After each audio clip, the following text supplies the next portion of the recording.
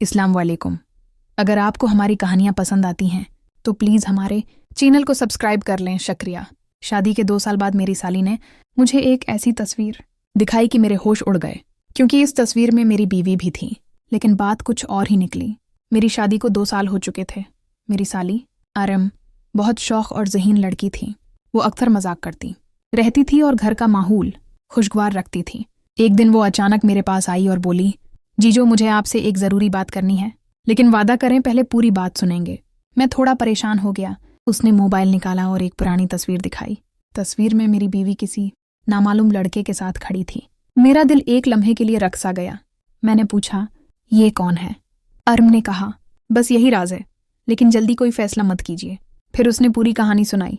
पता चला कि वो लड़का मेरी बीवी का पुराना क्लास फेलो था।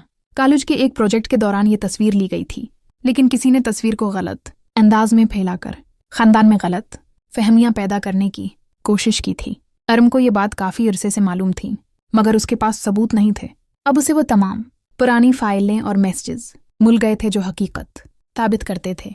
जब सच सबके सामने आया तो सबने सुकून का सांस लिया। मैंने अरम से पूछा, तुमने ये सब क्यों किया?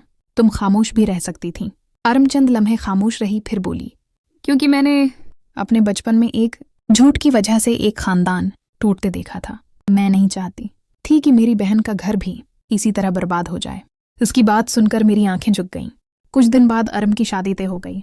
रुखसती के वक्त वो मेरी बीवी से लिपट कर रो रही थी। जाते जाते उसने मुस्कुराकर मुझसे कहा, जीजो मेरी बहन को हमेशा खुश रखिएगा, ये दुनिया की सबसे अच्छी लड़की है। मैंने सर हिला दिया। आज कई साल गुजर चुके हैं। अरम अपनी जिंदगी में खुश है, लेकिन जब भी खानदान उठा होता है तो मुझे वो दिन याद आता है जब एक सच ने एक घर अजड़ने से बचा लिया था।